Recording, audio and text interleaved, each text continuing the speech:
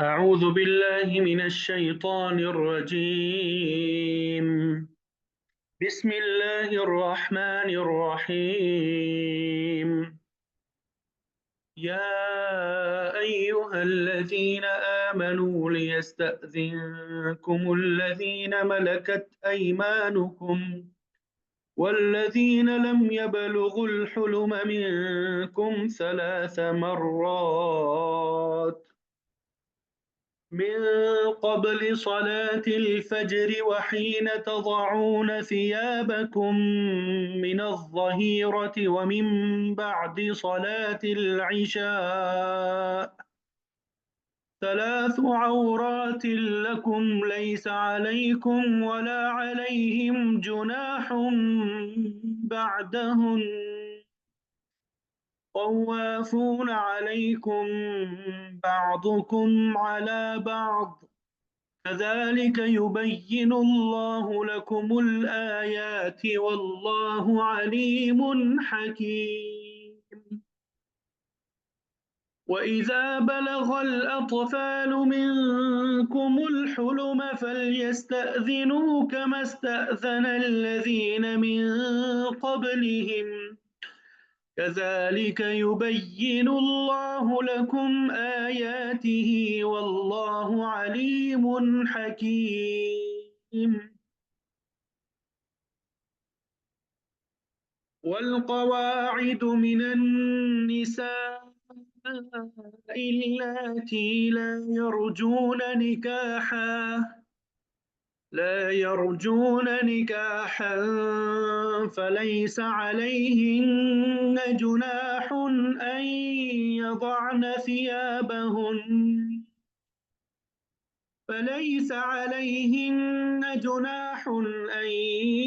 يضعن ثيابهن غير متبرجات بزينة وأن يستعففن خير لهن والله سميع عليم.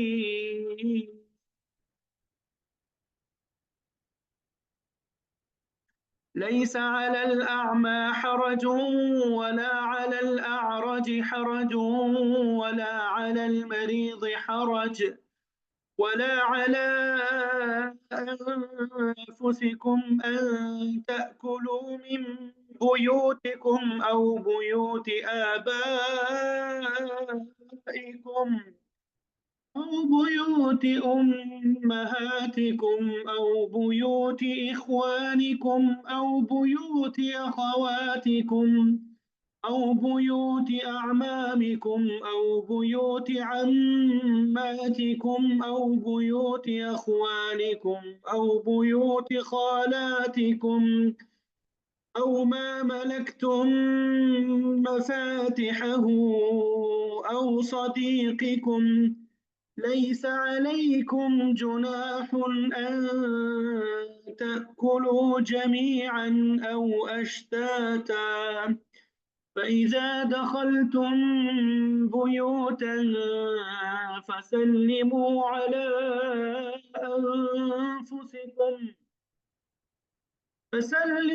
على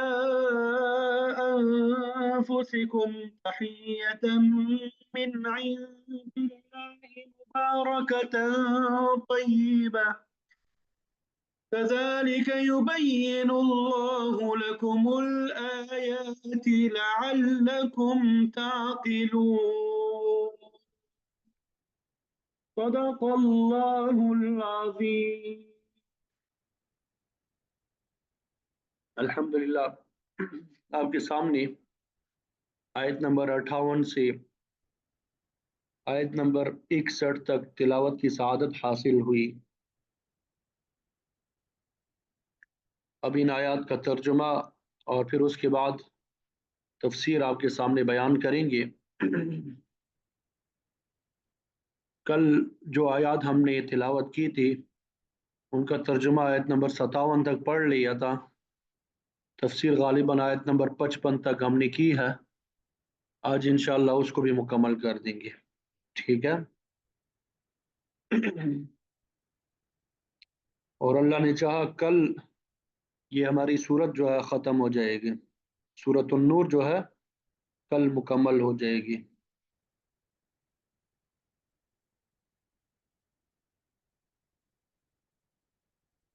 یا ایھا الذین آمنو، اے وہ لوگ جو آمنو ایمان لائے، آسانی والا ترجمہ کرنا چاہیں اے ایمان والو، ٹھیک ہے، یا ایھا الذین آمنو، اے ایمان والو، لیستأذنکم، لیستأذنکم چاہیے کہ وہ اجازت طلب کرے تم سے۔ یہ لیستأذن امر کا صیغہ بنتا ہے نا، امر حاضر آپ نے پڑھا ہوگا اور ایک امر غائب، تو یہ امر غائب ہے، لام امر مکسور ہوتا ہے، تو اس کا ترجمہ چاہیے کے ساتھ کیا جاتا ہے، چاہیے کہ وہ اجازت طلب کریں تم سے، چاہیے کہ اجازت لے تم سے، کون؟ الذین، وہ لوگ جن کے ملکت مالک بنی ایمانکم تمہارے دائیں ہاتھ، الذین ملکت ایمانکم سے مراد یعنی تمہارے غلام جو ہے، جو تمہارے غلام ہے انہیں چاہیے کہ وہ اجازت طلب کرے تم سے۔ اسی طرح والذین، اور جو لم یبلغوا نہیں پہنچے الحلم بلوغت کو، جو بلوغت کی عمر کو نہیں پہنچے، منکم تم میں سے، جو بلوغت کی عمر کو نہیں پہنچے تم میں سے، انہیں بھی چاہیے کہ وہ اجازت لیں، یعنی جو تمہارے غلام ہے اور جو قریب البلوغ ہے ابھی بالغ نہیں ہوئے، انہیں چاہیے کہ تم سے اجازت طلب کریں، ثلاث مرات، کتنی مرتبہ؟ 3 مرتبہ، من قبل صلاۃ الفجر، اب یہ 3 مرتبہ کب کب؟ من قبل صلاۃ الفجر، نماز فجر سے پہلے، من قبل صلاۃ الفجر، نماز فجر سے پہلے، وحینا، اور جب یا جس وقت، تضعون، تم اتار دیتے ہو، تم سب اتار دیتے ہو، ثیابکم اپنے کپڑے، من الظہیرۃ دوپہر کو، یعنی جب کہ تم اپنے کپڑے اتارتے ہو بوقت دوپہر، اس وقت بھی اجازت طلب کرے، ومن بعد صلاۃ العشاء، اور عشاء کی نماز کے بعد،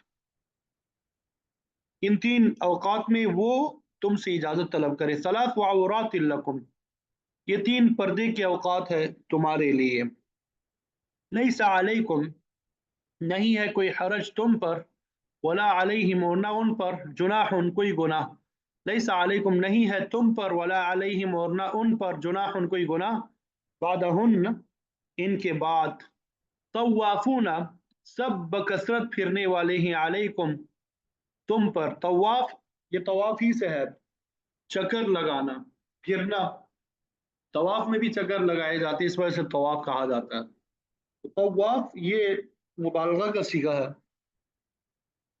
سب بکثرت پھرنے والے ہیں تم پر، بعضکم، تمہارے بعض، علی بعض، بعض پر، چکر لگانے والے ہیں تم پر، بعض تم میں سے بعض پر، کذالک، اسی طرح، یبین، وہ کھول کھول کے بیان کرتا ہے، کون؟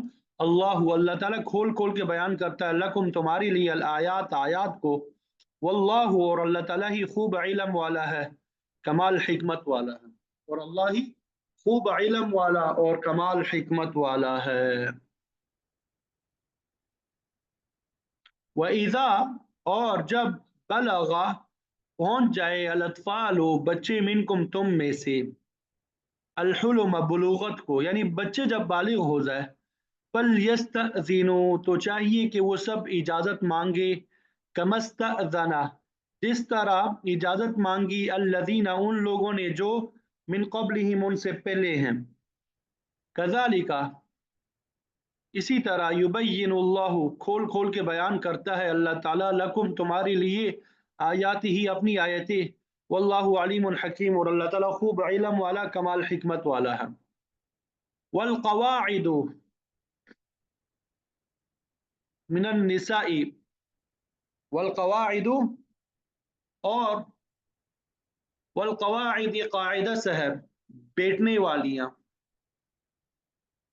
من النساء، عورتوں میں سے، بیٹھنے والی ہے، اور جو عورتیں بیٹھنے والی ہے، اللہ تھی، جو لا یرجونا، نہیں امید رکھتی، نکاح، نکاح کی، فلیس علیہن، تو نہیں ہے ان پر کوئی گناہ، ان यज़अन कि वो उतार दे सियाबहुन्ना अपने हिजाब वाले कपड़े, उन पे कोई हरज की बात नहीं है कि वो अपने हिजाब वाले कपड़े उतार दे। गैर मुतबर्रिजातिन बिज़ीना, न कि जाहिर करने वालियां हों बिज़ीनतिन अपनी बनाव श्रृंगार को, ज़ेब ज़ीनत को, इस हाल में कि न जाहिर करने वाली हो उस जीनत को। व अन यस्ताफिफना,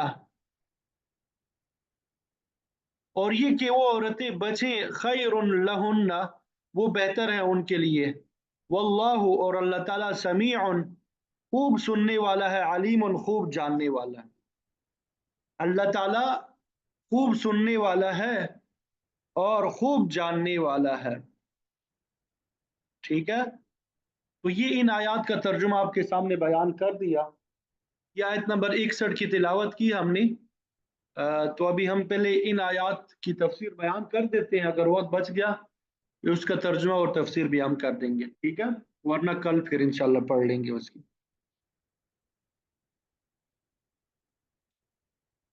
ये उम्मीद करता हूँ तर्जुमे की समझ आ गई होगी, अगर समझ नहीं आई तो अभी तवज्जो से सुनिएगा, दोबारा जब बयान करेंगे इंशाल्लाह तो समझ आ जाएगी, ठीक है। ये कल हम पढ़ रहे थे, वअदल्लाहु अल्लज़ीना आमनू मिनकुम व अमिलुस सालिहाति लयस्तखलिफन्नहुम फिल अर्दि कमा इस्तखलफल लज़ीना मिन क़ब्लिहिम। तो इस आयत में अल्लाह ताला ने एक अहले ईमान से एक बहुत बड़ी नेमत यानी खिलाफत अर्जी का वादा फरमाया था, ठीक है। तो इसकी तफसीर हमने बयान कर दी थी, वलयुमक्किनन्न लहुम दीनहुमुल लज़ी इर्तज़ा लहुम, यहाँ तक हमने कर लिया था, ठीक है। दूसरा वादा जो अल्लाह ताला ने फरमाया था अहले ईमान से, उसको हमने देखना था। ये वलयुमक्किनन्न लहुम, यहाँ तक हमने तफसील से बयान कर दिया था। तो वलयुमक्किनन्न लहुम दीनहुम, इस आयत में अल्लाह ताला ने अहले ईमान के साथ दूसरा वादा ये फरमाया कि वो ज़रूर जमा देगा, मजबूत कर देगा, पुख्ता कर देगा, लहुम, उनके लिए, उनके दीन को, अल्लज़ी इर्तज़ा लहुम, जो अल्लाह ताला ने उनके लिए पसंद किया है। और ये वादा भी अल्लाह ताला ने खुलफाए राशिदीन के ज़माने में पूरा कर दिया। सन 38 हिजरी में हज़रत अली और हज़रत अमीर मुआविया रज़ी अल्लाह तआला अन्हु के दरमियान वाक़या सिफ़ीन पेश आया। उस वक्त तक निस्फ दुनिया पे इस्लाम का गलबा हो चुका था और बाकी निस्फ दुनिया में इतनी जुर्रत नहीं थी जो वो मुसलमानों का मुकाबला कर सकते। उस दौर तक ईरानी जो थे वो ख़त्म हो चुके थे, अलबत्ता रोमियों में कदर दम जो है वो कुछ बाकी था, मगर मुसलमानों जैसी क़ुव्वत किसी के पास नहीं थी। तो सिफ़ीन का जो वाक़या पेश आया उससे इस्लाम की इज्तिमाई तहरीक को सख्त नुकसान पहुँचा और आलमी तहरीक रुक गई। 2 साल बाद हज़रत अली रज़ी अल्लाह तआला अन्हु की शहादत के साथ ही खिलाफत राशिदा का दौर तो ख़त्म हो गया, ताहम इस्लाम के 50 साल दौर की कामयाबियों से मुसलमान मजीद 650 साल तक फ़ायदा उठाते रहे। उमवियों की ज़िंदगी में बड़ी जंगें लड़ी गई, फिर अब्बासियों के दौर में इल्म और साइंस की बड़ी तरक्की हुई। उस दौरान में बहुत कुछ हुआ मगर इज्तिमाई निज़ाम दुरुस्त ना हुआ और बदस्तूर मलूकियत के साये में चलता रहा। अब आप सल्लल्लाहु अलैहि वसल्लम के फरमान के मुताबिक इस्लाम को कुर्ब क़यामत में ही उरूज नसीब होगा। तो बहरहाल अल्लाह ताला ने दीन को मुस्तहकम कर दिया, जिसके असरात आज तक मुसलमानों में चले आ रही हैं। दुनिया में इस वक्त 1 अरब से जायद मुसलमान मौजूद है, 50 से जायद मुसलमानों की रियासतें भी है, लेकिन खिलाफत के निज़ाम से हट जाने की वजह से दुनिया में उनकी कोई हैसियत नहीं है। सब जो है वो गैरों के मोहताज है, अलबत्ता दीन की झलक जो है वो नज़र आती है। اللہ تعالیٰ نے تیسرا وعدہ فرمایا تھا وَلَيُبَدِّلَنَّهُم مِّن بَعْدِ خَوْفِهِمْ أَمْنًا، کہ اللہ تعالیٰ ایمان والوں کے خوف کو ضرور امن میں بدل دے گا۔ ابتدائی دور میں مسلمانوں کو بڑی مشکلات کا سامنا کرنا پڑا۔ اس صورت کے نزول کے وقت بھی مسلمان سخت خوف اور خطرے کی حالت میں تھے۔ ساری دنیا مٹھی بھر مسلمانوں کی مخالف تھی۔ سورہ نساء اور دوسری صورتوں میں بھی موجود ہے کہ مسلمان دشمن کے خوف سے ہر وقت ہتھیار بند رہتے تھے، حتیٰ کہ نماز کے دوران بھی ہتھیار اتارنے کی اجازت نہ تھی۔ خود آپ صلی اللہ علیہ وسلم نے 10 مرتبہ صلاۃ الخوف ادا فرمائی ہے۔ ایک طرف مشرک جانی دشمن تھے تو دوسری طرف یہودیوں اور منافقوں نے سازشوں کا جال پھیلا رکھا تھا۔ قبیلہ مضر کے مشرک خاص طور پہ جانی دشمن تھے۔ ایسے حالات میں اللہ تعالیٰ نے وعدہ فرمایا کہ وہ ان کی خوف کی حالت کو امن کی حالت میں تبدیل کر دے گا۔ آپ صلی اللہ علیہ وسلم نے بھی پیش گوئی فرمائی تھی کہ مسلمانوں پر ایک ایسا پرامن دور بھی آئے گا کہ ایک عورت صنعاء سے حضرموت تک اکیلی سفر کرے گی، مگر سوائے خدا کے خوف کے اسے کوئی خوف نہیں ہوگا۔ عدی بن حاتم طائی کہتے ہیں کہ میں نے اپنی آنکھوں سے حضور کی پیشن گوئی پوری ہوتی ہوئی دیکھی۔ زیورات سے آراستہ ایک تنہا عورت اونٹ پہ سفر کر رہی تھی، مگر کوئی چور، ڈاکو یا دشمن تعرض کرنے والا نہیں تھا۔ تو بہرحال اللہ تعالیٰ نے اہل ایمان سے 3 وعدے فرمائے: خلافت عرضی، نمبر 2 دین کا استحکام، اور نمبر 3 امن کی حالت۔ لیکن ساتھ شرط یہ بھی عائد کر دی یعبدوننی لا یشرکون بی شیئا، کہ لوگ جو ہے صرف میری ہی عبادت کریں گے اور میرے ساتھ کسی کو شریک نہیں بنائیں گے۔ جب تک مسلمان اس شرط پہ قائم رہے اللہ تعالیٰ نے تینوں وعدے پورے فرمائے، اور پھر جو اس شرط کی خلاف ورزی ہوتی گئی اللہ تعالیٰ کی یہ انعامات بھی اٹھتے گئے۔ پھر نہ خلافت عرضی رہی، نہ دین کا استحکام باقی رہا، نہ ہی امن باقی رہا۔ آج پوری دنیا اور خاص طور پہ مسلمانوں کی حالات ہمارے سامنے ہے۔ جب سے اس شرط کو توڑا ہے ذلیل اور خوار ہو رہے ہیں۔ ومن کفر بعد ذلک فاولئک هم الفاسقون، اس کے بعد کفران نعمت یعنی ناشکر گزاری کی، فاولئک هم الفاسقون، تو یہی لوگ نافرمان ہیں۔ مفسرین فرماتے ہیں کہ اللہ تعالیٰ کے ان انعامات کے اولین ناقدردان حضرت عثمان رضی اللہ تعالیٰ عنہ کے خلاف سازش کرنے والے تھے۔ یہ کفران نعمت کا نتیجہ تھا کہ آپ کی شہادت کے بعد مسلمانوں کا آپس میں ایسا قتال شروع ہوا جو قیامت تک جاری رہے گا۔ حضرت عبداللہ بن سلام رضی اللہ تعالیٰ عنہ فرماتے ہیں کہ سازشی ٹولہ 2-3 ہزار افراد پر مشتمل تھا، جن میں کچھ مصری، بصری، کوفی اور عراقی تھے۔ دراصل یہ یہودیوں اور منافقوں کی سازش تھی جو خود تو پیچھے رہتے تھے، دوسروں کو آگے کر رکھا تھا۔ سازشیوں نے حضرت عثمان رضی اللہ تعالیٰ عنہ کی برطرفی کا مطالبہ کیا، مگر آپ نے یہ مطالبہ تسلیم نہ کیا اور فرمایا کہ آپ صلی اللہ علیہ وسلم نے میرے بارے میں فرمایا تھا کہ اگر تم نے خدا کی پہنائی ہوئی قمیص کو اتار دیا تو جہنم میں جاؤ گے، لہذا میں خلافت کی یہ قمیص کیسے اتار سکتا ہوں۔ آپ کا کمال یہ تھا کہ آپ نے مخالفین کے خلاف قتال بھی نہیں کیا، حالانکہ آپ ایسا کر سکتے تھے۔ کہتے تھے میں اپنی جان دے دوں گا مگر مسلمانوں کا خون نہیں بہاؤں گا۔ آج تو حضرت عثمان رضی اللہ تعالیٰ عنہ کو برا بھلا کہنے والے بھی موجود ہیں، مگر یہ ساری حقیقت قیامت کو ظاہر ہوگی کہ حق پہ کون تھا۔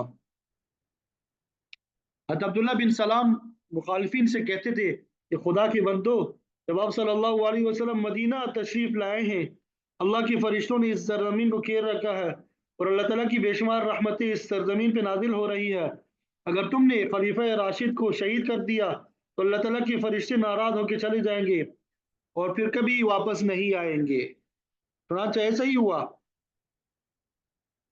جو تلوار حضرت عثمان رضی اللہ تعالیٰ عنہ کی شہادت کے لیے میان سے نکلی، وہ پھر واپس نہیں گئی۔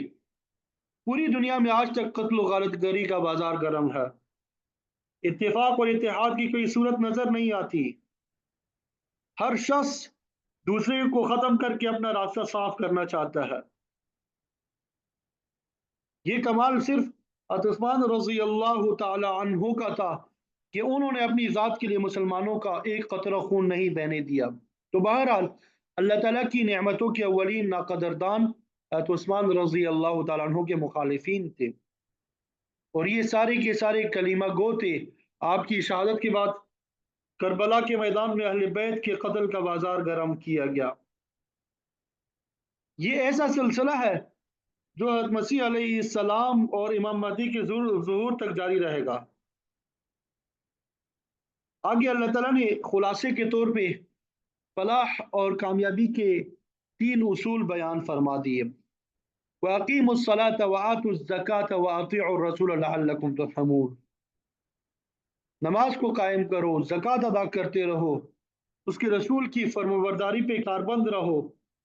ان 3 چیزوں میں نماز بدنی عبادت ہے، زکوٰۃ مالی عبادت ہے، اور دین کا سارا دار و مدار اللہ تعالیٰ اور اس کے رسول کی اطاعت پر ہے۔ ان 3 باتوں پہ انسان کاربند رہے تو یہ کامیابی کی ضمانت ہے۔ اگر ان کے خلاف کرو گے تو نہ کامیابی حاصل ہوگی نہ نجات ملے گی۔ تو ان اصولوں کو اپنا لو لعلکم ترحمون، تاکہ تم پہ رحم کیا جائے۔ اللہ تعالیٰ کی رحمت اور بخشش ان اصولوں کی پابندی کے ساتھ مشروط ہے۔ اس صورت کے نزول کے وقت دنیا میں کافروں کو غلبہ حاصل تھا، مسلمان ان کے ظلم اور ستم برداشت کر رہے تھے۔ اللہ تعالیٰ نے ایسے حالات میں تسلی دیتے ہوئے فرمایا لا تحسبن الذین کفروا معجزین فی الارض، آپ ان کافروں کے متعلق یہ گمان نہ کریں کہ وہ زمین میں عاجز کرنے والے ہیں، یعنی وہ خدائی پروگرام کو ناکام بنا دیں گے۔ فرمایا ایسا نہیں ہوگا، ان کا وقتی غلبہ صرف استدراج ہے، انہیں اللہ تعالیٰ کی طرف سے مہلت مل رہی ہے۔ جب یہ مہلت ختم ہو جائے گی تو یہ لوگ نہ صرف دنیا میں مغلوب ہو جائیں گے، بلکہ جب قیامت کو اللہ تعالیٰ کے ہاں پہنچیں گے تو پھر وَمَأْوَاهُمُ النَّارُ، ان کا بالآخر ٹھکانہ جہنم ہی ہے، وَلَبِئْسَ الْمَصِيرُ، اور یہ لوٹ کر جانے کی بہت ہی بری جگہ ہے۔ مطلب یہ ہے کہ کافر امریکی ہو، برطانوی ہو، روسی ہو یا جرمن، ان کی اچھی حالت دیکھ کر رشک نہیں کرنا چاہیے۔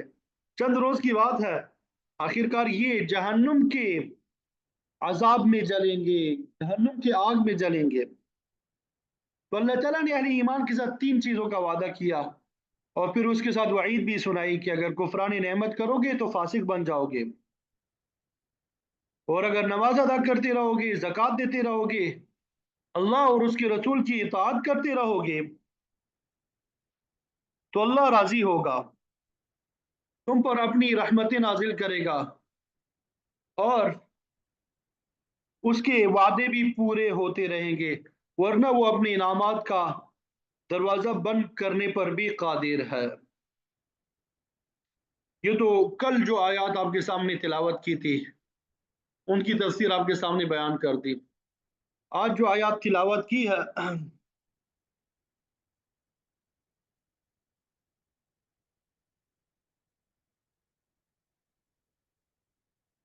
اس میں استئذان کا مسئلہ بیان ہوا کہ جب آپ نے کسی کے گھر جانا ہے تو کیا آداب اختیار کرنے ہیں، اجازت کیسے طلب کرنی ہے۔ تو بتایا کہ اے ایمان والو، دوسروں کے گھروں میں جانا ہو تو بغیر اطلاع اور اجازت مت داخل ہوا کرو۔ اللہ تعالیٰ نے واقعہ ایفک میں ملوث منافقین کی سخت مذمت بیان فرمائی اور اہل ایمان کو آئندہ کے لیے محتاط رہنے کا درس دیا۔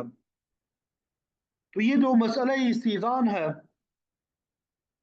اس آج کی آیت میں مسئلہ استئذان اور نظام عصمت اور عفت کے ساتھ یہ دونوں مربوط ہے۔ یا ایھا الذین آمنوا، اے ایمان والو، لیستأذنکم الذین ملکت ایمانکم، چاہیے کہ تمہارے غلام تم سے اجازت لے کے تمہارے پاس آ جائے۔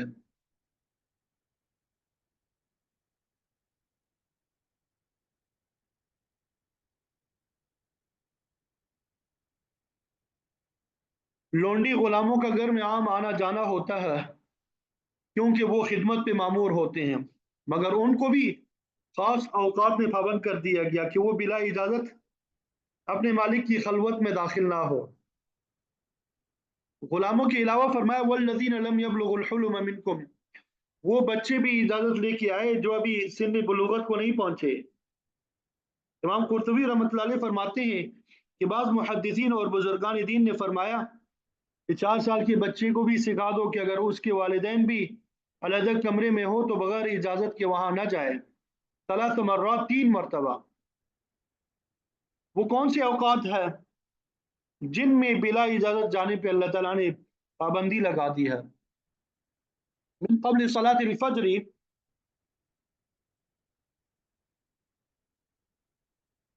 رات کے پچھلے پہر یعنی قبل از نماز فجر بغیر اطلاع اور بغیر اجازت مت داخل ہو۔ یہ حکم لونڈی غلام کے لیے بھی ہے اور ان بچوں کے لیے بھی ہے جو قریب البلوغ ہے۔ دوسرا وقت کون سا ہے؟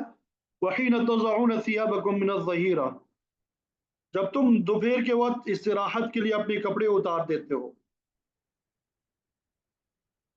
خصوصاً گرمی کے زمانے میں عام طور پہ لوگ دوپہر کے وقت صرف دھوتی وغیرہ پہن کے آرام کرتے ہیں، تو اس وقت بھی سیدھے اندر چلے آنے سے منع فرمایا۔ اور تیسرا ممنوع وقت ومن بعد صلاۃ العشاء، نماز عشاء کے بعد بھی کسی کے ہاں بلا اطلاع نہ جاؤ کہ اس وقت بھی پردہ دری کا خدشہ ہوتا ہے۔ یہ 3 اوقات ایسے ہیں کہ جن میں انسان کا ستر جو ہے کھل جاتا ہے۔ ثلاث عورات لکم،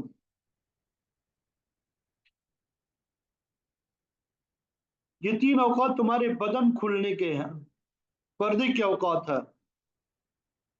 بعض اوقات میاں بیوی بھی بے تکلف بھی ہوتے ہیں یا کوئی شخص سوتے میں برہنہ ہو جاتا ہے، تو ان اوقات میں بلا تکلف آنے جانے سے منع فرما دیا۔ البتہ فرمایا لیس علیکم ولا علیہم جناح بعدہن، کہ ان اوقات کے علاوہ نہ تم پہ کچھ گناہ ہے نہ آنے والوں پہ، جن کا ذکر اس آیت میں کیا گیا، یعنی لونڈی، غلام اور چھوٹے بچے۔ اور اس اجازت کی وجہ یہ ہے طوافون علیکم بعضکم علی بعض، کہ تم میں سے بعض تم پر چکر لگانے والے ہیں، ان کو کام کاج کے لیے ہر وقت آنا جانا ہوتا ہے، تو ان اوقات کے علاوہ انہیں اجازت لینے کی ضرورت نہیں ہے۔ اور اس آیت کا پس منظر یہ بیان کیا جاتا ہے کہ ایک موقع پہ آپ صلی اللہ علیہ وسلم نے ایک نوجوان لڑکے کو بلا کر کہا کہ جاؤ حضرت عمر رضی اللہ تعالیٰ عنہ کو بلا لاؤ۔ دوپہر کا وقت حضرت عمر رضی اللہ تعالیٰ عنہ نے تہبند پہن رکھا تھا، آپ آرام کر رہے تھے اور جسم پر واحد چادر کا اکثر حصہ جسم سے اترا ہوا تھا۔ وہ لڑکا اسی حالت میں بغیر اطلاع اندر چلا گیا، جس کی وجہ سے عمر رضی اللہ تعالیٰ عنہ کو سخت ندامت ہوئی۔ آپ کے دل میں خیال آیا کہ کتنا اچھا ہو کہ اللہ تعالیٰ ایسے حالات میں آنے جانے پہ پابندی عائد کر دے۔ چنانچہ اللہ تعالیٰ نے یہ آیت نازل فرما کے عمر رضی اللہ تعالیٰ عنہ کی دعا قبول فرما لی۔ تو بہرحال مسئلہ یہی ہے کہ برہنہ حالت میں کسی محرم کو دیکھنا بھی جائز نہیں ہے، حالانکہ محرم سے تو پردہ نہیں ہوتا۔ محرم کو صرف چہرہ، سر، گردن، بازو، پنڈلی وغیرہ دیکھنے کی اجازت ہے، اس کے علاوہ جسم کے دیگر حصوں کو وہ بھی نہیں دیکھ سکتا۔ ماں، بیٹی یا بہن، وہ سب کے لیے یہی مسئلہ ہے، جسم کے پردے والے حصے کو نہیں دیکھ سکتا۔ اور ادھر مرد کے متعلق بھی یہی حکم ہے کہ ناف سے لے کے گھٹنے تک کا حصہ پردے والا حصہ ہے، اس کو کوئی غیر محرم نہ دیکھے۔ لا تنظر الى فخذ حی ولا میت، کہ کسی زندہ یا مردہ کی ران کی طرف مت دیکھو کیونکہ یہ حصہ اس کے صدر میں داخل ہے۔ کذالک یبین اللہ لکم الآیات، اسی طرح اللہ تعالیٰ کھول کر بیان کرتا ہے تمہارے لیے اپنی آیتیں تاکہ تمہیں مسائل کا ٹھیک ٹھیک علم ہو جائے۔ واللہ علیم الحکیم، اور اللہ ताला सब कुछ जानता है, वो हिकमत वाला है। उसने अपने इल्म और हिकमत की बुनियाद पर ये कवानीन नाजिल फरमाए हैं। इन पे अमल करोगे तो तुम्हें ही फायदा होगा, तुम्हारी सोसाइटी बरंगी और औरियानी और फिर उसके नतीजे में पैदा होने वाली कबाहतों से पाक रहेगी। वइज़ा बलगल अत्फालु मिनकुमुल हुलुमा,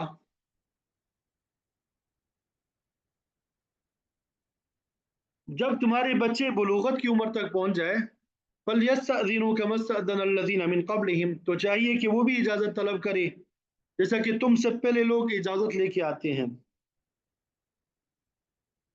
सन बुलूगत के बारे में फ़ुक़हाए किराम में क़द्र इख्तिलाफ़ पाया जाता है।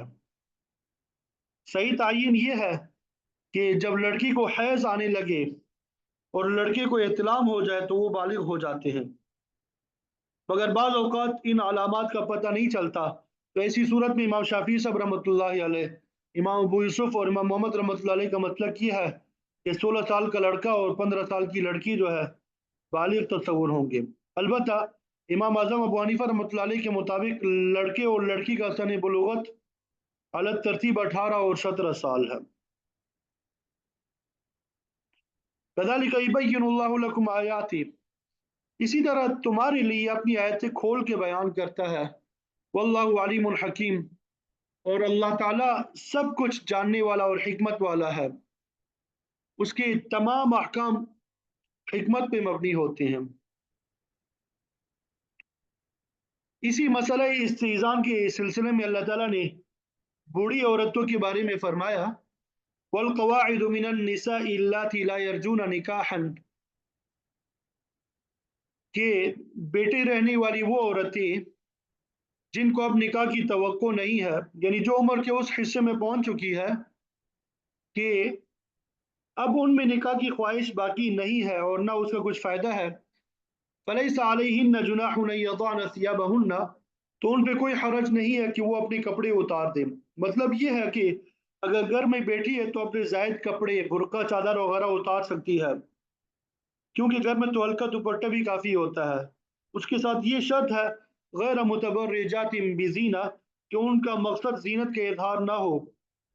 अगर फालतू कपड़े उतार देने से जीनत ज़ाहिर नहीं होती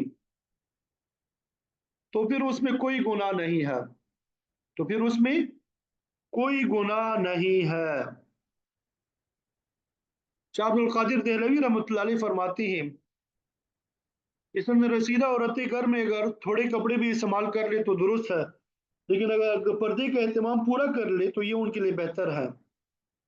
इस आयत में लफ्ज कवाइद जमा है काइदुन की, और ये लफ्ज जो है मुज़क्कर के लिए इस्तेमाल होता है, जबकि इसका तानीस काइदतुन होना चाहिए। ताहम अरबी ज़ुबान की रूह से अगर किसी औरत का मुतलक बैठना मुराद हो तो काइदतुन का लफ्ज़ इस्तेमाल होगा, और अगर निकाह से बैठना यानी अलहदा रहना मुराद हो तो फिर काइदुन ही आता है, जिसकी जमा कवाइद इस आयत में इस्तेमाल हुई है। तो फरमाया कि बूढ़ी औरतों को घर में जायद कपड़े उतारने की इजाज़त तो है, वअन यस्ताफिफ़्न खैरुल लहुन, लेकिन वो अपनी इस्मत और इफ़्फ़त को बचा कर रखें, यानी पर्दे का पूरा ख्याल रखते तो ये उनके लिए ज़्यादा बेहतर है। वल्लाहु समीउन अलीम, अल्लाह ताला हर बात को सुनने वाला और सब कुछ जानने वाला है। तो आज की आयत हमें इस्तीज़ान का ततिम्मा है, जिसका अल्लाह ताला ने यहाँ पे बयान कर दिया। आयत नंबर 61 से फिर आगे इंशाअल्लाह अल्लाह ने चाहा तो कल पढ़ेंगे, और कल उम्मीद है कि इंशाअल्लाह हमारी सूरत भी ख़त्म हो जाएगी। कल जुमेरात है, तो उम्मीद यही है कि कल ही हमारी ये सूरत भी ख़त्म हो जाएगी और आइंदा पीर को अगली सूरत का आगाज़ करेंगे। अल्लाह ताला अपनी बारगाह में कबूल फरमाए, हमें कुरान का सही फ़हम नसीब फरमा दें, कुरान मजीद का पढ़ना, पढ़ाना, समझना, समझाना और कुरान मजीद के अहकामात पे अमल करना हम सब के लिए आसान बना दे। व आखिर दावाना अनिल हम्दुलिल्लाहि रब्बिल आलमीन।